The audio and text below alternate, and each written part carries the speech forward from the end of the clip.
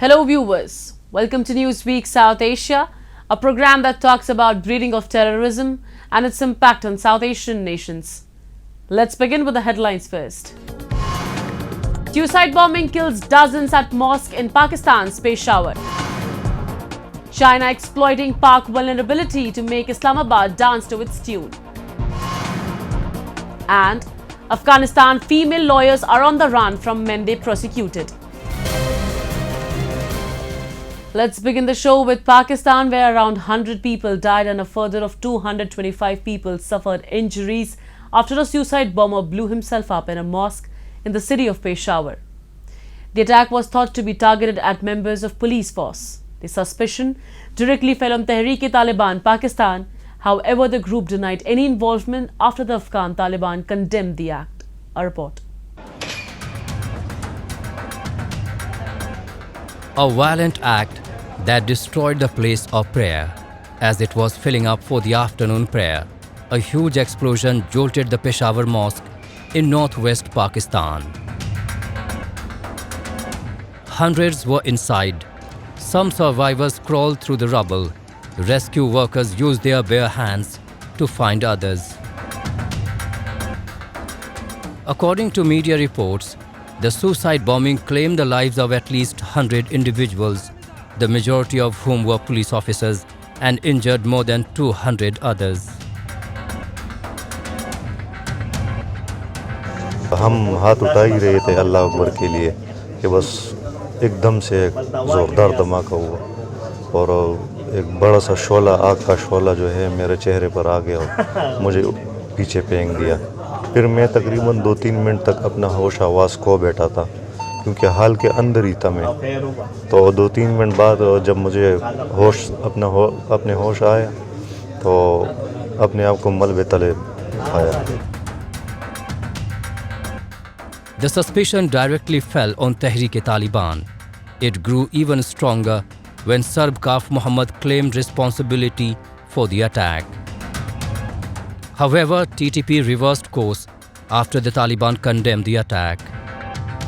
The militancy has been using Khyber Pakhtunkhwa as its base. Since November, TTP has been fighting an ongoing battle in Pakistan against the police and army. The Pakistani government has been under fire from both domestic and foreign experts for concessions it has made to the Tehreek-e-Taliban Pakistan. These scholars contend that Pakistan's morally untenable habit of engaging in negotiations with extreme organizations legitimizes terrorist objectives. The Islamic Republic's successive governments have long toyed with the idea of dangerous religious extremists breeding in Pakistan and promoting the expansion of transnational terrorist organizations. پرون واقع شوی د ډیر افسوسناک واقع شوی د پوه شو دا زمونږ د قابل مذمت د چې پاکستان کې مطلب دایل دی بیا جمعات کې مطلب رادن کېږي پوه شو دومره مطلب شهیدان شول خلک پکې خسته خلکو بچیو دغه چا به پلاران به چا به سو د کور یو اسره به پوه شو خدا زمونږ د ډیره مذمت قابل مذمت خبره ده چې یار زمونږ حکومت په کور کې وردن کېږي او مطلب دوم معامله کوي چې هغوی ته مطلب دومره سیفټي نشته نو موږ ته به څه سیفټي پوه شوې دا خو زموږ دپاره مطلب په دې حکومت ایکشن وایي. Pakistan has lost thousands of lives in the country, but still the country has not changed its strategy. Failing to prosecute several leaders of UN-proscribed terror groups and even going as far as to ensure their protection, Pakistan is directly assisting the burgeoning Islamic terrorist threat in the country. Pakistan has long failed to take appropriate action to combat terrorism within and outside the country. The country is now facing the consequences of its inaction, and those suffering the most continue to be Pakistani citizens.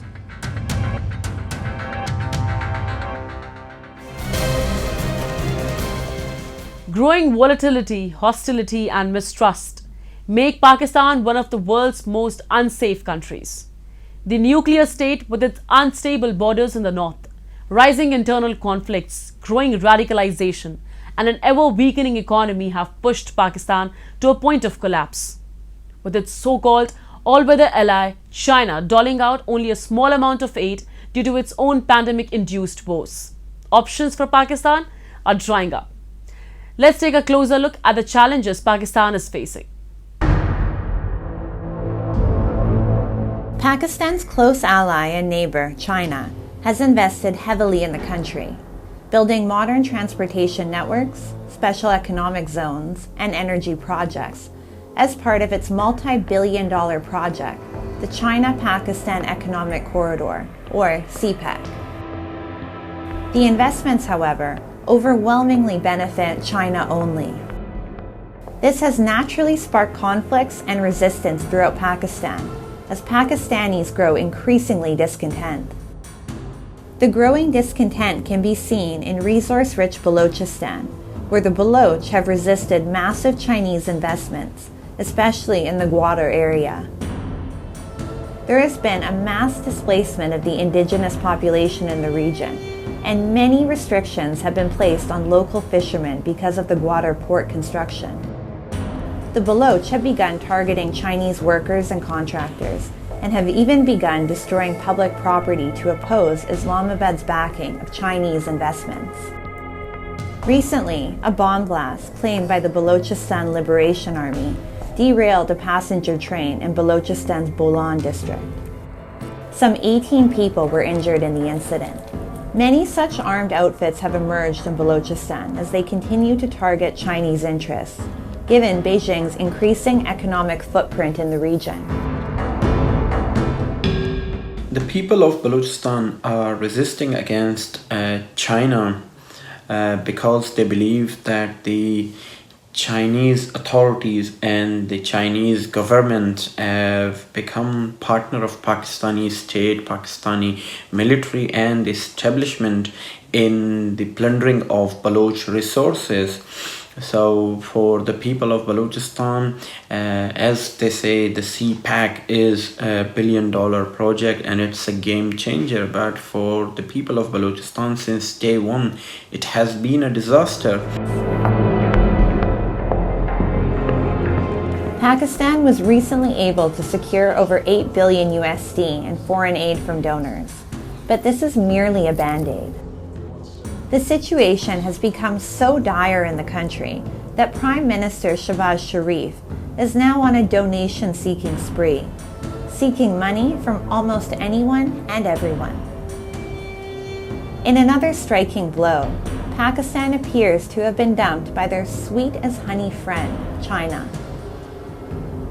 Seeing no positive signs of recovery, many Chinese companies in the crisis-hit country have remained reluctant to continue their projects due to delayed payments, rising exchange rates, and uncooperative behavior of the state authorities. China has even delayed many of its crucial development projects in Pakistan, including the Mainline 1 railway project, Karachi Circular Railway project, Azad Patan hydropower project, and the Tar Block 1 coal project. Experts fear that the worsening economic conditions and depleting forex reserves may even force Pakistan to sell its nuclear assets. Pakistan's last-ditch attempt would be to sell its nuclear weapons. And recently there have been rumors that Pakistan, in collaboration with Pakistan military, has tried to smuggle large quantities of uranium across the globe to sell it for money. Now, I think that the Pakistani nuclear assets are not safe with Pakistan, and international body should appoint, immediately it should appoint a watchdog that comes to Kahuta and to the Atomic Energy Commission in Pakistan and takes over the day-to-day running of the whole projects related to atomic energy and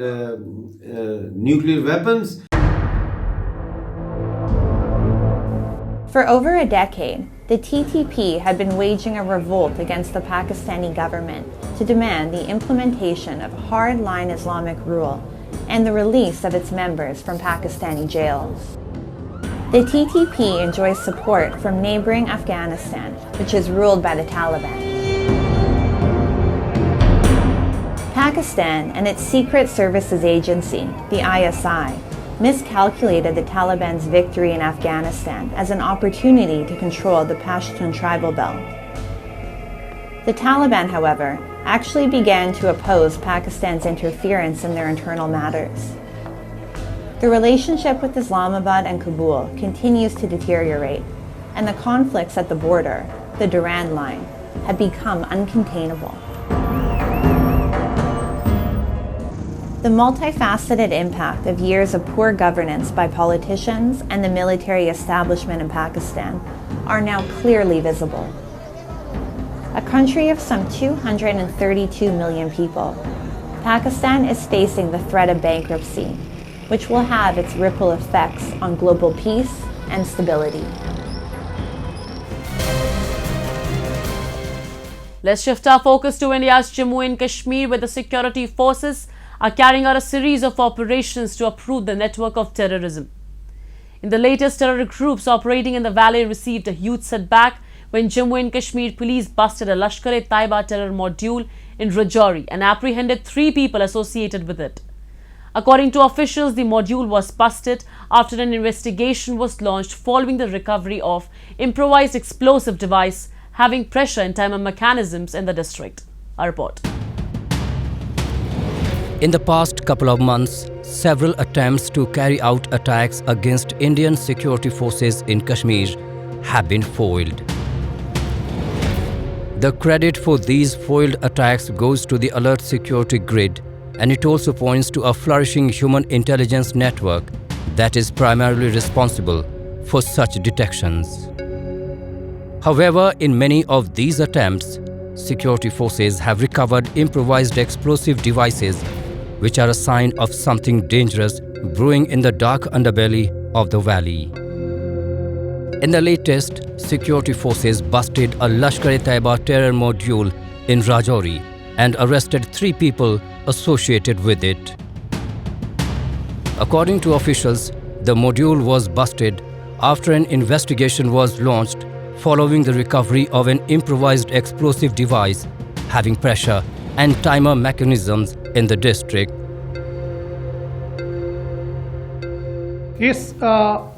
इसके incident जब ये वाक़या पेश आया तो FIR number 32 जो है साल 2023 का पुलिस स्टेशन रजौरी में जो है वो इमीडिएटली रजिस्टर किया गया और इसकी तफ्तीश जो है डीएसपी हेडक्वार्टर जो हमारे चंचल सिंह हैं उनके हवाले की गई और इसमें जो हमारे पास क्लूज़ आए तो सबसे पहला इसमें बंदा जो हमारे हाथ में आया वो यहीं पे लोकल आपकी खेवरा के ही हैं माजिद डार्क, तो जिनसे मज़ीद पूछताछ अमल में लाई गई और फिर उनके दूसरे एक साथी ज़ुहैब खान जो मंजाकोट के रहने वाले हैं उनको गिरफ्तार किया गया और फाइनली जो इनका हेड था मोहम्मद जब्बार जो द्राती बालाकोट का रहने वाला है उसको गिरफ्तार किया गया. The detection of the IEDs followed a terror attack in Rajouri's Dhangri village in early January that claimed 7 lives and injured several. Meanwhile, Jammu and Kashmir police apprehended a teacher-turned-terrorist and recovered a perfume bottle bomb from him. He was working at the behest of Pakistani handlers and admitted to his involvement in the bombing of a bus carrying Vaishno Devi pilgrims that killed 4 people and injured 24 in May last year.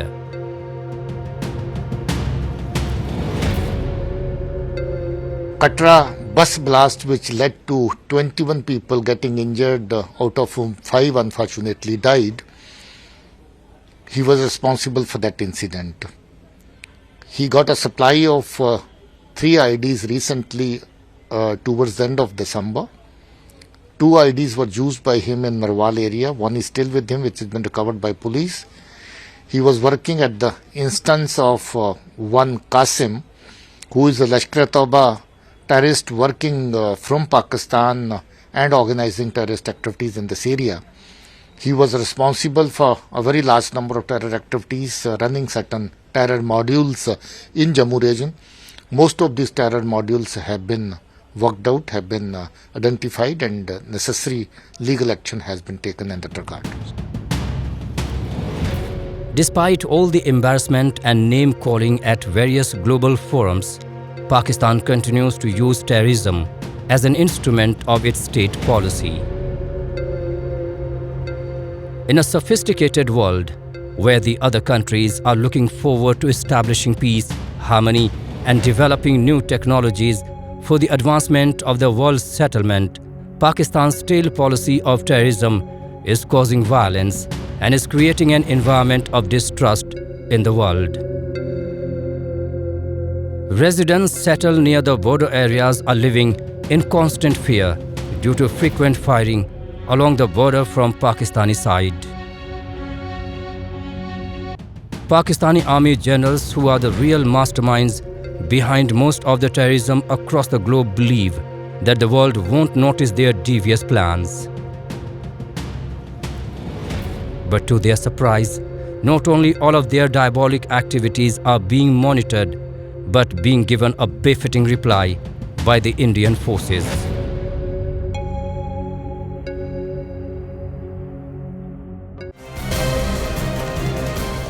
Moving on. Many Afghans have fled abroad since the Taliban took control of the whole country in 2021 and restricted women's right to work and to get education under their strict interpretation of Islamic law. Several Afghan women who obtained professional success in the years after the Taliban was defeated, challenging the country's male-dominated and ultra-conservative society, have left the country. Many Afghanistan's female lawyers are on the run from men they prosecuted. Take a look. Obaida Sharar, a former Afghan prosecutor, expresses relief at having obtained asylum in Spain after leaving Afghanistan soon after the Taliban took control. She is one of 19 female prosecutors who have been granted asylum after spending up to a year in limbo in Pakistan without receiving official refugee status following the Taliban's takeover. Sharar claimed that despite feeling safe in Spain, she was unable to enjoy her new life because she knew that other women were suffering. A woman from Afghanistan. Before Taliban took the power, I was a prosecutor and I had my other social and civil activities in my country, but when the Taliban took the power and collapsed Afghanistan, so I had to flee from my own country due to the security problems, and after a while, fortunately, I immigrated to Spain, and right now I am here with my family and waiting for a bright future and start a new life.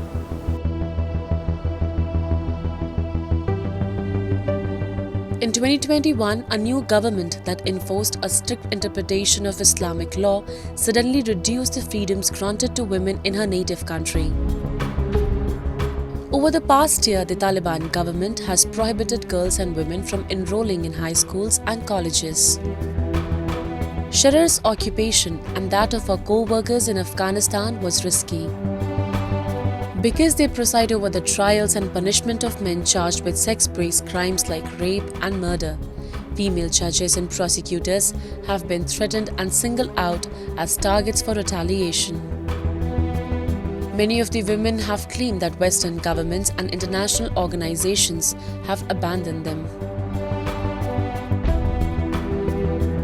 They are so brave because to become prosecutor in Afghanistan, that was so difficult for them, and to become a lawyer, to become an activist, and they had to fight sometimes with members of their families, with colleagues, with the culture. So they decided, even though all of these troubles, they decided to fight for it. So we owe them to help them in this situation. And the terrible thing is that they were fighting for civilization in Afghanistan, and now they seem to be forgotten. So this is really, really terrible.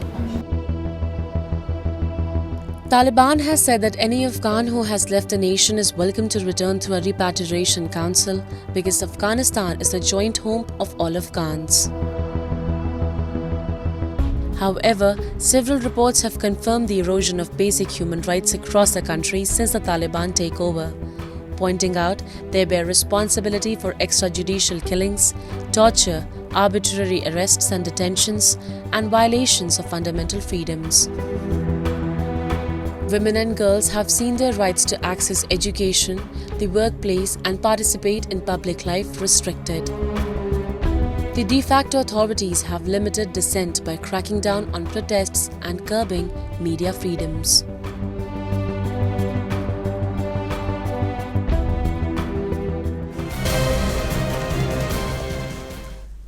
And with that, we come to the end of this edition of Newsweek South Asia. We'll be back next week with more news, views and analysis from the subcontinent. Meanwhile, do keep writing to us at nwsa@anin.com. This is Shivangi Mishra signing off on the behalf of the entire production team of Newsweek South Asia. Goodbye and take care.